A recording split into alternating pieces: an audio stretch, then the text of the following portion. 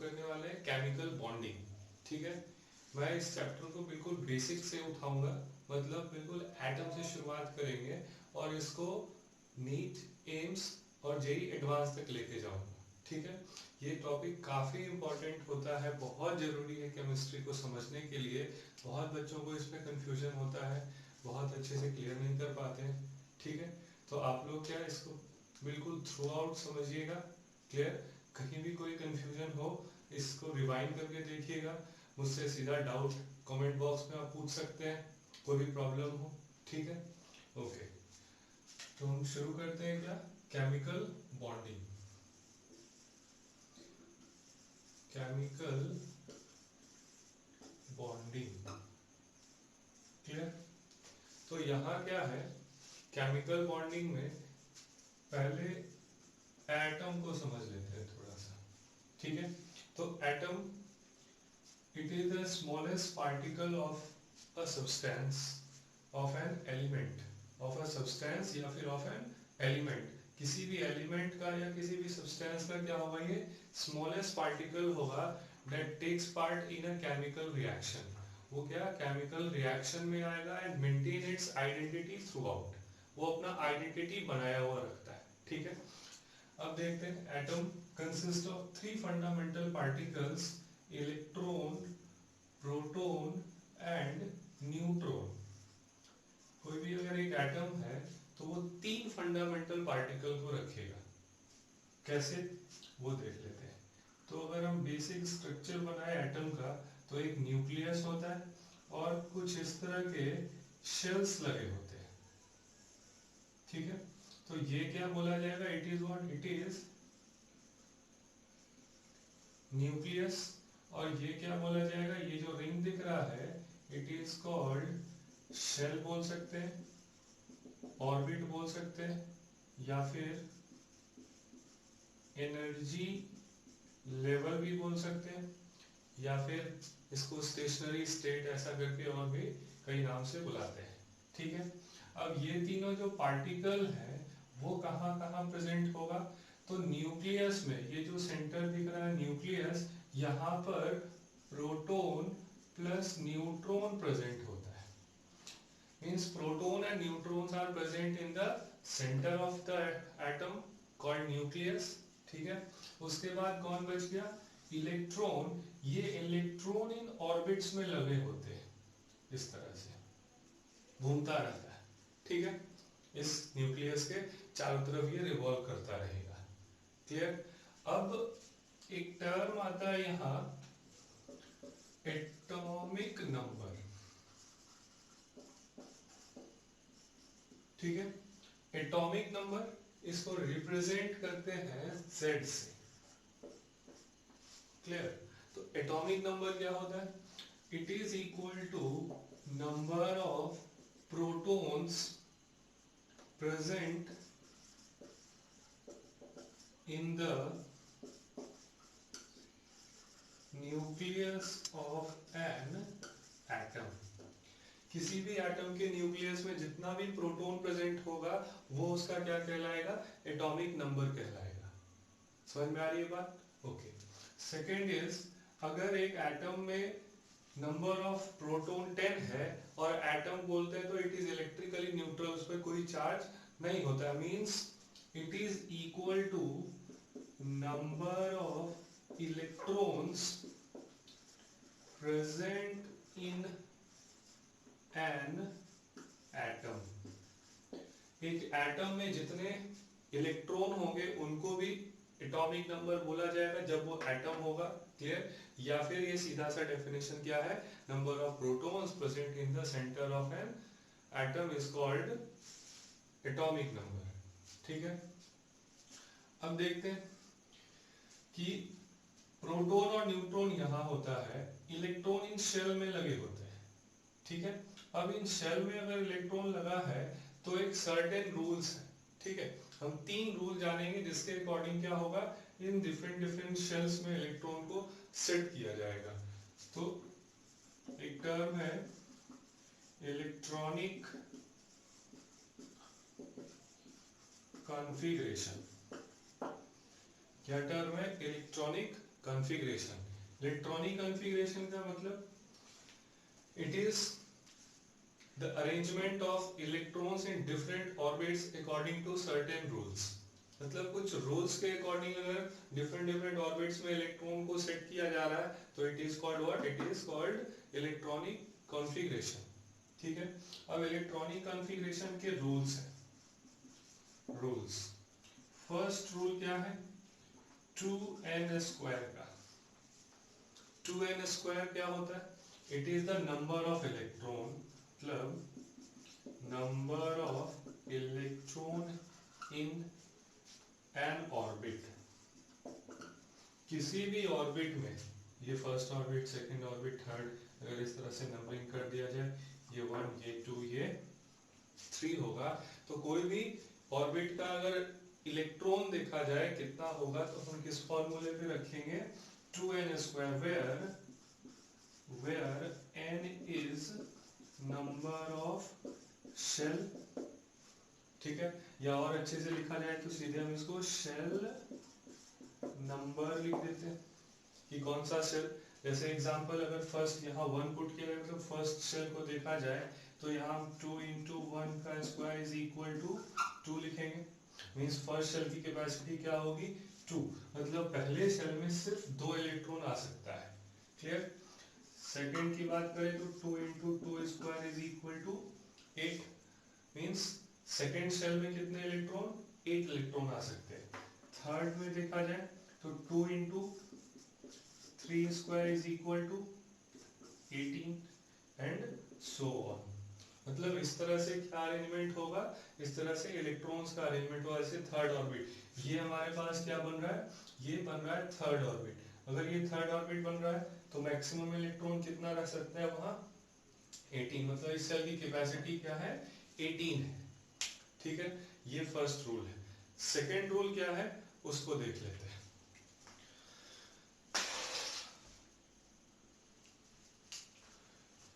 Okay, तो देखते हैं सेकेंड रूल क्या कहता है। ठीक है, second rule, maximum 8 electrons in outermost shell. अगर कोई आउटर मोस्ट शेल हो रहा है, ठीक है, बिल्कुल लास्ट का शेल है, तो उसमें मैक्सिमम कितना इलेक्ट्रॉन आएगा, 8 इलेक्ट्रॉन आएगा।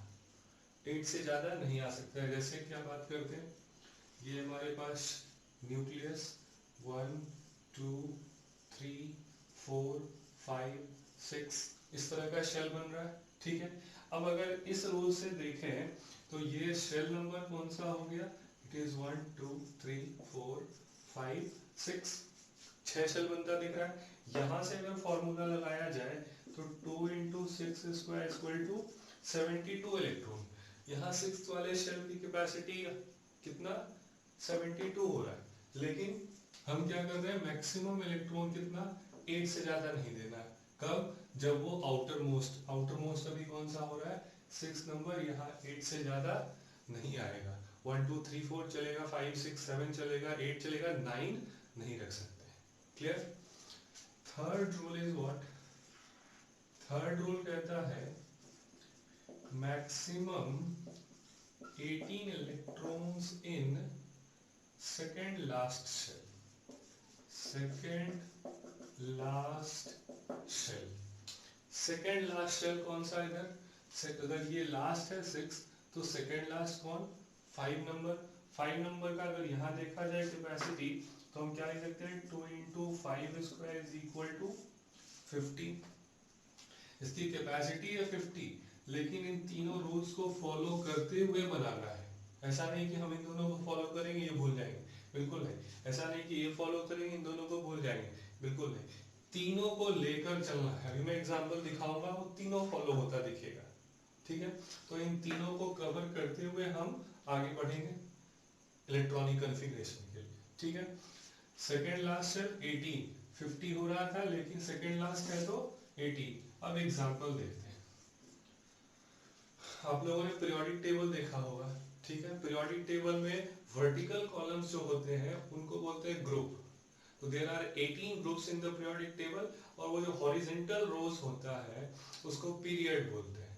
7 period and 18 group are present in long form of periodic table. तो हम यहाँ एग्जाम्पल में ग्रुप 18 एलिमेंट्स को लेते हैं। ये नोबल फैमिली बोला जाता है, नोबल गैसेस भी है, ठीक है। तो अगर ये नोबल गैसेस है या नोबल फैमिली है, कौन कौन मेंबर आता है? Helium, neon, argon, krypton, xenon और रेडॉन, ठीक है। इनका एटॉमिक नंबर अगर देखा जाए तो एटॉमिक नंबर की बात करें तो क्या इट इज 2, 10, 18, 36, 54 और ये 86, ये इनका एटॉमिक नंबर हो गया। कॉन्फ़िगरेशन देखते हैं, ये सब क्या है? शेल नंबर है। शेल नंबर को कभी नाम से भी बुला सकते हैं, कहाँ से? ये KLMNOP dot dot dot dot so. तो यहाँ के शेल LMNOP, 2 इलेक्ट्रॉन पहले शेल में, 2 इलेक्ट्रॉन आएगा, हम 2 इलेक्ट्रॉन पुट कर देते हैं, हो गया कंप्लीट। मतलब अगर हीलियम का एटम होगा तो कुछ इस तरह का, ये न्यूक्लियस, ये फर्स्ट शेल, और इसी वाले फर्स्ट शेल में क्या, एक इलेक्ट्रॉन इधर, एक इलेक्ट्रॉन इधर, 2 इलेक्ट्रॉन घूमता हुआ दिखेगा। क्लियर? यहाँ 10 इलेक्ट्रॉन्स, 2, 8, 18, 2, 8, 8, 2, 8, 18, 8, हो गया 36, 2, 8, 18, 18, 8, इधर 2, 8, 18, 32, 18, 8, इन सब का कॉन्फ़िगरेशन लिख दिया गया। क्लियर? अब देखा जाए कि ये तीनों रूल्स फॉलो हो रहे हैं कि नहीं हो रहे हैं, ठीक है। तो कैसे देखेंगे? अगर रेडॉन को ही लेते हैं, टोटल इलेक्ट्रॉन कितना? 36। हम किसके अकॉर्डिंग चल रहे हैं? 2n स्क्वायर के अकॉर्डिंग चल रहे हैं, 2, 8, 18, इस तरह से 2, 8, 18 ऐसा सो ऑन। फिर क्या? 32, 18, 8 हो गया। यहाँ पर फोर्थ शेल है, अगर फोर्थ शेल का कैपेसिटी देखें तो 2 इंटू 4 स्क्वायर इक्वल टू 32। यहाँ तक भी ये रूल फॉलो हुआ, लेकिन जैसे ही हम इधर आएंगे ये सेल नंबर 5th होगा, सेल नंबर 5, जैसे सेल नंबर 1, 2, 3, 4, 5, तो 5th सेल में कैपेसिटी कितना? 50। इन दोनों को अगर ऐड कर दिया जाए तो 26 ही होगा, पूरा का पूरा यहाँ आ सकता था, लेकिन फिर ये रूल वायलेट हो जाता है ना, ये रूल इसको फॉलो नहीं करता अगर हम 26 लगाते तो क्या कर दिया गया, यहाँ 18 कर देते हैं और इधर 8 कर दिए। अब क्या होता दिख रहा है? अब होता दिख रहा है कि आउटर मोस्ट शेल में 8 है और सेकेंड लास्ट शेल में 18 से ज्यादा नहीं है, मैक्सिमम 18, उससे ज्यादा भी यहाँ से नहीं हो रहा है। ठीक जेनॉन के लिए भी वही केस है, 54 में 2, 8, 18, 18, 8 होता हुआ दिख रहा है। क्लियर? तो हम इन तीनों रूल्स को फॉलो करते हुए इसी का भी इलेक्ट्रॉनिक कॉन्फ़िगरेशन सेट कर सकते हैं। क्लियर? अब इन सब में क्या दिख रहा है? कुछ कॉमन दिख रहा है क्या? इन सब में कॉमन ये है कि इन सभी के आउटर मोस्ट शेल में कितना दिख रहा है? 8 दिख रहा है। और 8 क्यों? It is octet rule. Octet rule के अकॉर्डिंग अगर किसी एटम के आउटर मोस्ट शेल में 8 इलेक्ट्रॉन हो जाए तो पार्टिकल बिकम स्टेबल। ठीक है, वो पार्टिकल से मतलब केमिकल रिएक्शन में टेक पार्ट नहीं करेगा, वो हिस्सा नहीं लेगा। समझ में आ रही है बात? मतलब ये सारे पार्टिकल्स के आउटर मोस्ट शेल में कितना 8 होता हुआ दिख रहा है एंड ऑल आर स्टेबल, इसको बोलते हैं नोबल गैसेज हैं, इनका कोई रिएक्शन नहीं होता है, ऑल आर नोबल गैसेज। अब हीलियम के लिए क्या दिख रहा है? हीलियम का तो 2 है, ये तो ऑक्टेट फॉलो करता हुआ नहीं दिख रहा। यहाँ देखते हैं क्या है, ये फर्स्ट शेल है, फर्स्ट शेल की कैपेसिटी 2 और यहाँ 2 भर चुका है, तो इसके बाद फर्दर कोई और जगह रिएक्शन के लिए नहीं है, तो हम इसको क्या बोलेंगे? It is according to duplet rule, ये पार्टिकल भी क्या होगा? स्टेबल होगा। तो हीलियम के लिए क्या लगाया जाए? डुप्लेट रूल लगाया जाए, और बाकी सब के लिए क्या लगाया जाए? ऑक्टेट रूल लगाया जाए। ठीक है, तो ये बिल्कुल बेसिक टर्म्स थे जिनको केमिकल बॉन्डिंग से पहले हमको समझना था। समझना क्या था, ऑक्टेट रूल समझना था कि अगर पार्टिकल के लास्ट में कितना हो जाए, 8 हो जाए तो सब स्टेबल हो जाता है, मतलब उसका फर्दर रिएक्शन नहीं होता है। और अगर 8 नहीं है तो क्या करेगा, वो 8 तक पहुंचने की कोशिश करेगा, और इस पहुंचने की कोशिश में वो क्या करता है, किसी और एटम से, किसी डिफरेंट पार्टिकल से वो बॉन्ड बनाता है, और इसी बॉन्ड को हम क्या बोलते हैं, केमिकल बॉन्डिंग बोलते हैं, या फिर केमिकल बॉन्ड बोलते हैं। तो इसमें कुछ एग्जांपल्स देख लेते हैं इलेक्ट्रॉनिक कॉन्फ़िगरेशन का, फिर हम शुरू करेंगे केमिकल बॉन्डिंग। ठीक है, तो क्या है, बिल्कुल जनरल टर्म्स क्या है वो देखते हैं। यहाँ पर जनरल टर्म्स इज, पहले एग्जांपल कॉन्फ़िगरेशन के लिए सपोज करते हैं वो कॉन्फ़िगरेशन करना है लिथियम, एटॉमिक नंबर 3, 3 इलेक्ट्रॉन है, 2 1। ठीक है, लिथियम के बाद अगर बात करें ऑक्सीजन, एटॉमिक नंबर 8, कॉन्फ़िगरेशन 2 और 6, टोटल 8 हो गया। आउटर मोस्ट शेल में कितना दिख रहा है, 6 दिख रहा है। स्टेबल होने के लिए क्या चाहिए, 8 चाहिए, मतलब इसके बाद 2 कम है, तो ये रिएक्शन में क्या करेगा, किसी से 2 गेन कर लेगा। ठीक है, ओके। और क्या देखते हैं, ऑक्सीजन के बाद एग्जांपल लिखते हैं सोडियम, Na, एटॉमिक नंबर 11, 2 8 1 हो गया 11। यहाँ आउटर मोस्ट शेल में क्या दिख रहा है, 1 दिख रहा है, तो ये क्या करेगा, 8 होने के लिए क्या आसान है इसके लिए, इसके लिए ये एक लूज करना आसान है। ठीक है, वैसे ही अगर बात करें calcium, atomic number 20, this 2 8 2, sorry ये तो मैग्नीशियम का हो गया, 2 8 8 2। आउटर मोस्ट शेल में कितना इलेक्ट्रॉन, 2 इलेक्ट्रॉन, 8 होना चाहिए, 8 होगा तो कैल्शियम भी क्या हो जाएगा, स्टेबल हो जाएगा। ठीक है, तो ये कैल्शियम भी क्या करता है, इलेक्ट्रॉन लूज, इसको भी समझेंगे केमिकल बॉन्ड में। Clear, okay. 2-3 टर्म्स और हैं, क्या क्या टर्म्स हैं, एक टर्म है वैलेंस शेल। ठीक है, वैलेंस शेल क्या होता है, आउटर मोस्ट शेल को वैलेंस शेल बोलते हैं, outermost shell is called valence shell. जैसे अगर कैल्शियम यहाँ लिखा हुआ है, तो कैल्शियम के लिए आउटर मोस्ट शेल कौन सा, तो कैल्शियम के लिए आउटर मोस्ट शेल है ये KLM और ये N, तो N shell is what, N shell इसका क्या होगा, वैलेंस शेल होगा। N शेल इलेक्ट्रॉन नहीं बताना है, N शेल को बताना है। सोडियम के लिए वैलेंस शेल कौन सा, KLM, तो ये M शेल क्या हो गया सोडियम के लिए, वैलेंस शेल, तो थर्ड शेल वैलेंस शेल है। ठीक है, सेकेंड टर्म इसमें आता है वैलेंस इलेक्ट्रॉन्स। वैलेंस शेल समझ में आया, तो वैलेंस इलेक्ट्रॉन काफी इजी है कि इस वाले शेल में, मतलब number of electrons present in valence shell is called valence electrons. It is number of electrons present in